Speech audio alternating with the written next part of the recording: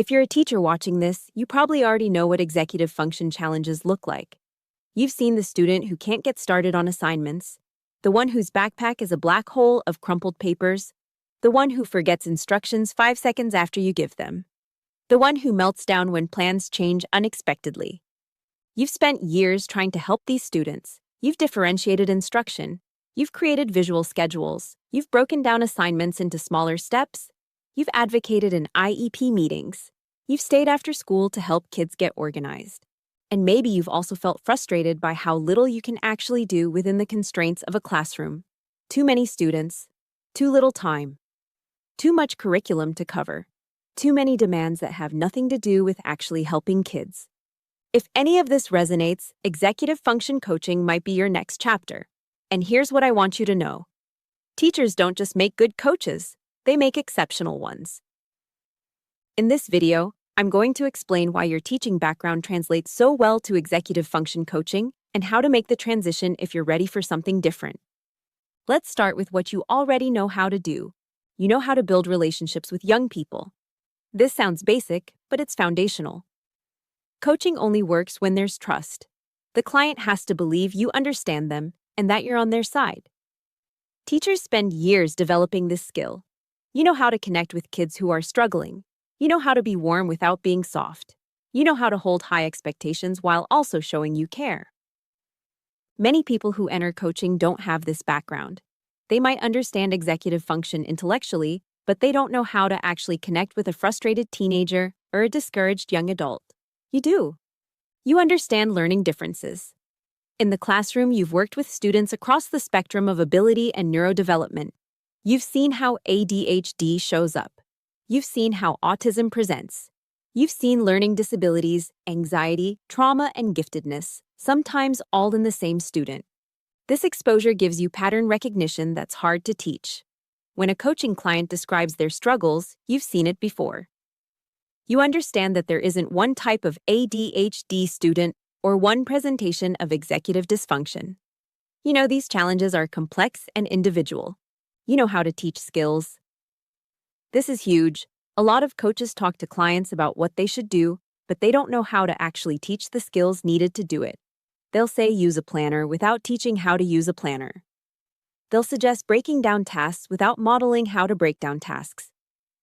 Teachers know that learning requires instruction, practice, feedback, and repetition. You know how to scaffold. You know how to check for understanding. You know how to adjust when something isn't clicking. These teaching instincts make you a more effective coach.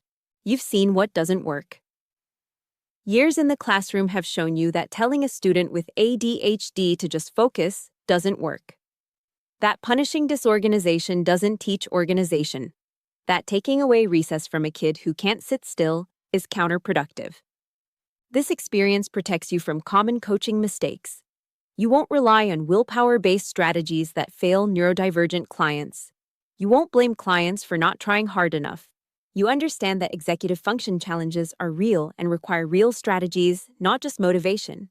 You know how to communicate with parents.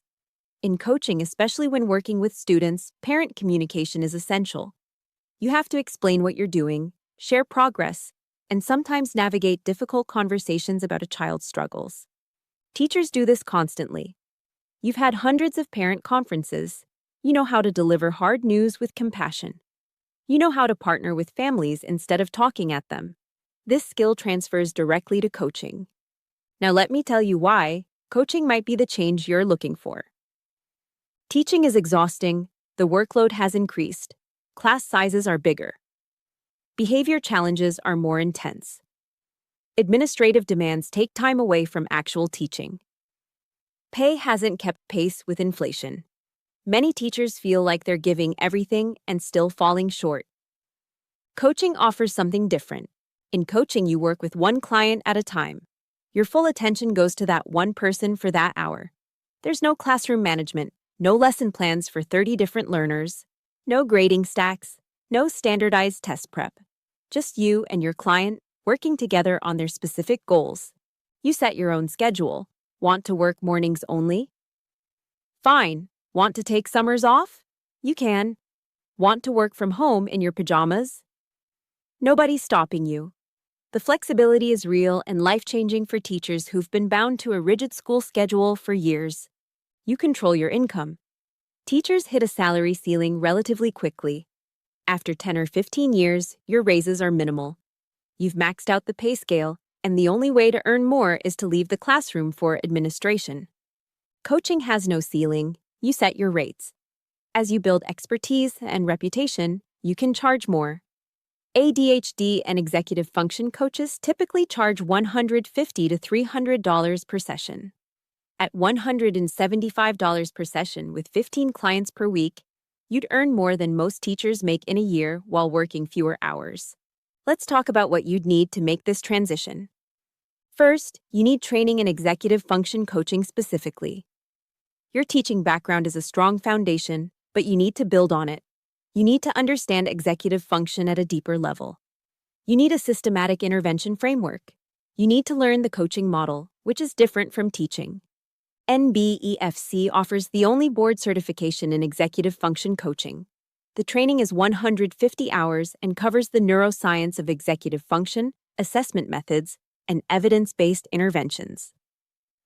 The heart of the training is the Neurocognitive EFTech System. This gives you 137 specific intervention techniques for executive function challenges. You get 58 core techniques for common issues like task initiation, time management, working memory, and emotional regulation. 37 synergy protocols that combine techniques for more complex situations. 32 integration triads for clients who need layered support. And 10 intensive sequences for severe presentations. There's also a 64-item functional skills screener that connects assessment to intervention. When a student or adult sits down with you, you know exactly how to identify where they're struggling and which techniques to apply. You're not reinventing the wheel every session. You have a system. As a teacher, you'll appreciate how structured this is. It's not vague coaching conversations. It's systematic intervention, similar to what good teaching should look like but rarely does given classroom constraints. Second, you need business skills. This is where most teachers have a gap. You've spent your career as an employee. Someone else handled enrollment, marketing, billing, and scheduling. You showed up and taught. Private practice coaching requires you to wear more hats. You need to attract clients. You need to set prices. You need to manage your schedule. You need to handle the business side. NBEFC includes the ECAS-F Coaching Business Blueprint with every certification. It teaches you everything you need to build a private practice, how to define your niche within the executive function coaching space, how to set pricing that reflects your expertise, how to build a website that attracts clients, how to use SEO and Google Business Profile to get found online, how to build referral relationships with therapists, schools, and pediatricians, how to structure sessions for results, how to retain clients and generate testimonials. This business training fills the gap that most teachers have. You might be an excellent educator, but that doesn't mean you know how to run a business. The blueprint gives you a roadmap. Third, you need a credential that demonstrates specialized training. Parents and schools want to know you're qualified. Your teaching license shows you can teach, but it doesn't show expertise in executive function coaching. When you complete NBEFC training and pass the board exam, you earn the title Board Certified Executive Function Coach along with your professional designation. NBEFC offers the NBEFC-E designation specifically for educators.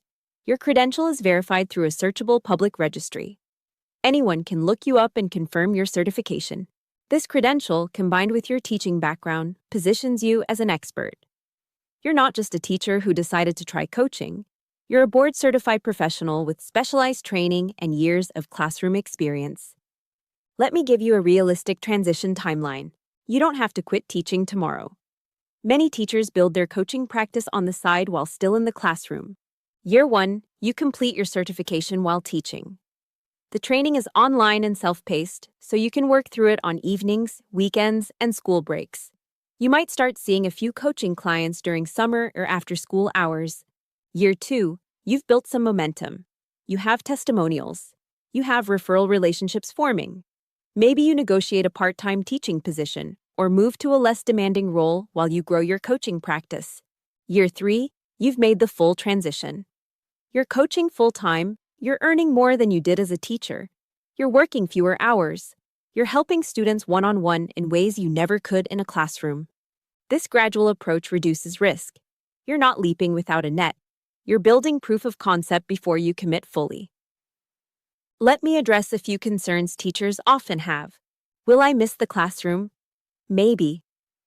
Some parts of teaching are wonderful, and you might miss them. But most teachers who make this transition report they don't miss the parts that were burning them out. They love being able to actually help kids without the constraints that made teaching frustrating. Can I really make money doing this? Yes. The demand for executive function coaches is growing. ADHD diagnoses are up significantly. More students are struggling. Parents are looking for help. Schools are hiring coaches. The market is there if you position yourself properly. Am I abandoning education? No. You're still helping students succeed. You're just doing it in a different format, one that often allows you to have more impact, because you're not spread across 30 kids at once. What if it doesn't work? You still have your teaching credential. You can always return to the classroom. The door doesn't close behind you. Here's what I want you to take away from this video. Your teaching experience isn't just relevant to coaching. It's an advantage. You understand kids. You know learning differences. You can teach skills systematically. You know what doesn't work. You can partner with families. These skills took years to develop. They make you a better coach than someone starting from scratch. If you're feeling burned out on classroom teaching, but you still want to help students, executive function coaching offers a path forward. Better hours, better pay, more impact. Work that uses everything you've learned in a format that's sustainable. If you want to learn more about making this transition, visit NBEFC.org. You can explore the certification curriculum, see what's included in the Neurocognitive EFTech System and the EF Coaching Business Blueprint, and find out if this path makes sense for you. The link is in the description. Thanks for watching. If you're a teacher thinking about what's next, subscribe for more content on building a career in coaching.